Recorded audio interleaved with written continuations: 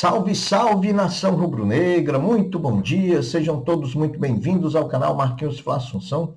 Nós estamos chegando na manhã dessa sexta-feira para trazer as últimas informações e as principais notícias do rubro-negro mais querido do Brasil e do mundo, o Clube de Regatas do Flamengo. Bom, antes da gente trazer esse giro de notícias do Mengão, como sempre fazemos aqui, nós queríamos pedir aos rubro-negros que estão aqui, mas que não são inscritos ainda no canal, que se inscrevam, que deixem o like, que compartilhem os conteúdos nas redes sociais e que também ative o sininho das notificações para que o YouTube possa notificá-los de tudo que tiver acontecendo de novidade aqui no nosso canal. Dito isso, vamos às notícias do Mengão, porque aqui não tem enrolação. Bom, o Flamengo, depois da vitória diante do Bahia, resolveu fazer diferente, resolveu dormir em Salvador e não voltar para o Rio de Janeiro após a partida, como é de praxe fazer quando joga fora de casa, né?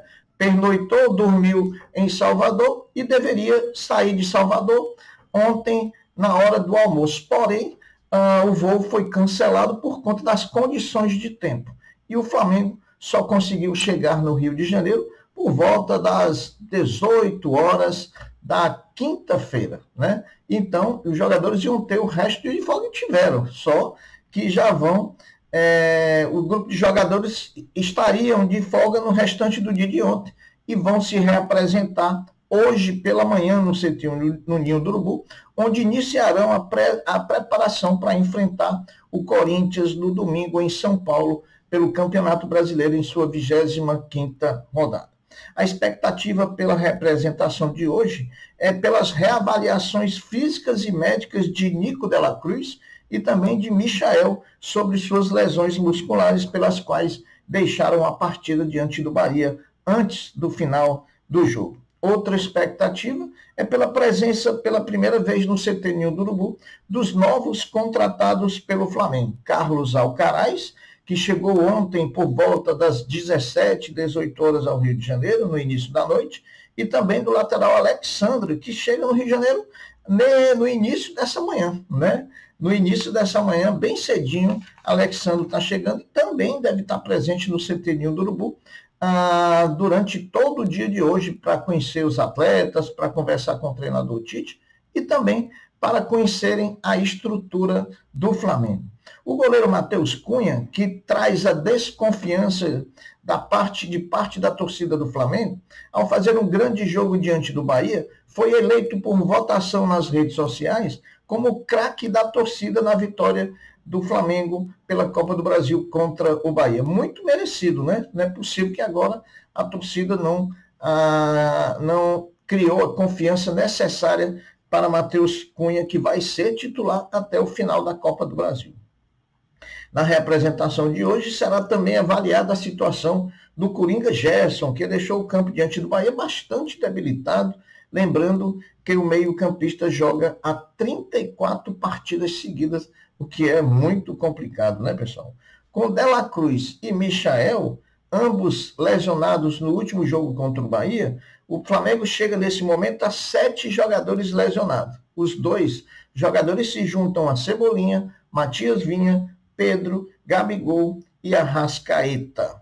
A grande novidade da reapresentação de hoje no Flamengo deve ser a presença do centroavante Pedro, treinando já com o restante do grupo, ficando assim à disposição do técnico Tite para domingo, diante do Corinthians pelo Brasileirão, né? Pelo Brasileirão 2024. Saindo um pouco do profissional, jogando ontem à tarde na Gávea, o Sub-20 do Flamengo, comandado por Felipe Luiz, enfrentou o Fortaleza pelas quartas de final do Campeonato Brasileiro e foi derrotado por 1-0, um golzinho no último minuto da partida. A partida estava se encaminhando para a cobrança de pênaltis para a decisão da vaga, porém o Flamengo pegou o gol do último minuto e assim está eliminado do Campeonato Brasileiro da categoria. Sem problema, né? O campeonato que a gente tinha que ganhar, nós vencemos sábado, quando vencemos o Olympiacos e garantimos o Intercontinental de Clube. O brasileiro tem todo ano, que é a famosa ressaca do título, né?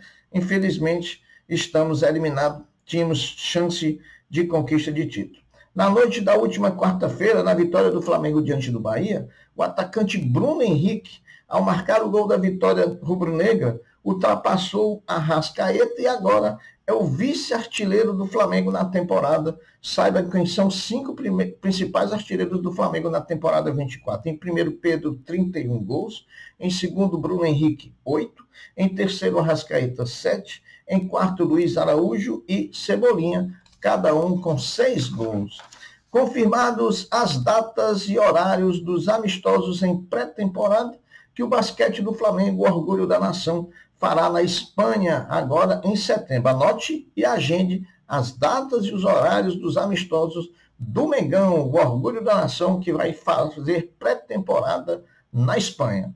No dia 4 de setembro, o Flamengo enfrenta o Múrcia às 15 horas. No dia 6 de setembro, também às 15 horas, enfrenta o La Coruña. No dia 8, às 13h30, enfrenta o Granada. E no dia 10, encerra a pré-temporada, às 15 horas, jogando com o Fuenlabrada, lá na Espanha, mais precisamente em Madrid. Então, a gente deseja uma boa pré-temporada para o time de basquete do Mengão e que ele conquiste aí 4 vitórias nesses amistosos. Com a janela de transferência chegando ao final, na próxima segunda-feira, dia 2 de setembro, os times da Série A do futebol brasileiro superaram a marca de 2 bilhões de reais em reforços no ano. Botafogo, Flamengo, Palmeiras, Cruzeiro, Corinthians, Vasco e Bahia são os clubes com mais de 100 milhões investidos somente em 2024, se não vejamos a lista. Em primeiro, Botafogo, 323 milhões. Em segundo, Flamengo, 275. Em terceiro, Palmeiras, 193. Em quarto, Cruzeiro, 188. Em quinto, Corinthians, 167. Em sexto, Vasco da Gama, 131. Em sétimo, Bahia, 119. E em oitavo, Inter de Porto Alegre, com 97 milhões investido. Meus amigos, Carlos Alcaraz, o argentino contratado pelo Flamengo junto ao Southampton da Inglaterra, desembarcou ontem, no finalzinho da tarde, começo da noite, no Rio de Janeiro, e já se colocou à disposição do treinador Tite para enfrentar o domingo do Corinthians. Alegou o craque argentino, que já vinha treinando, que está em plenas condições físicas e se mostrou disposto a fazer a estreia no próximo domingo diante do Corinthians. Porém, para que isso aconteça, é preciso que o nome de Carlos Alcaraz apareça no bid até o final dessa tarde de hoje, para que ele possa ter condição de já estrear no próximo domingo, jogando lá na Neoquímica Arena contra o Corinthians. Sobre a condição de Michael, a possibilidade de ser uma lesão de grau 2 é muito grande, o que tiraria o atleta por um mês, né? Por um mês da temporada. Então, vamos torcer para que o exame de imagem dê o menos possível. Se pudesse dar um grau 1, que seria aí 15 dias, seria maravilhoso, mas vamos aguardar. O Flamengo adquiriu, meus amigos, a carga de ingressos destinados à nação na partida de domingo contra o Corinthians na Neoquímica Arena e iniciou as vendas ontem, quinta-feira, às 15 horas, privilegiando os sócios-torcedores que estão em São Paulo, né? Dessa vez o Flamengo fez o que é certo, adquirir, não deixar cair na mão dos cambistas os ingressos vendidos, né? Então, vamos esperar que a maioria dos rubro-negros que são sócios torcedores em São Paulo consigam adquirir as entradas e que eles estejam lá na Neoquímica Arena no próximo domingo, apoiando o Mengão na busca por essa vitória, que é importantíssima para o Flamengo, ainda mais que na véspera, no sábado, às 21 horas, se enfrentam Botafogo e Fortaleza. Alguém vai perder ponto aí, ou ambos perderão.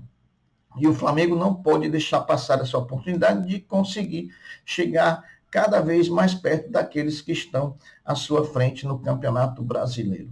O Flamengo terá no mês de setembro a realização de 7 jogos importantes nas 3 fontes, nas 3 situações que disputa hoje. Dia 1º de setembro, domingo, enfrenta o Corinthians na Neoquímica Arena. No dia 12 de setembro, enfrenta o Bahia no segundo jogo das quartas de final da Copa do Brasil no Maracanã.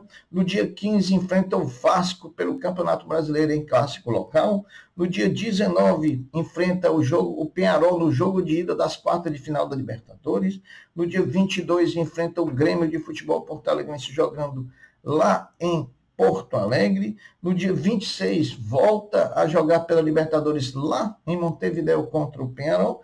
E termina o mês de setembro jogando no dia 29 contra o Atlético Paranaense pelo Campeonato Brasileiro no Maracanã. É isso aí. Então, o mês de setembro não vai ser diferente do de agosto. Jogos decisivos, jogos que podem alavancar o Flamengo nas 3 competições que disputa ainda nesse momento. Agora, notícia boa, hein? Notícia boa.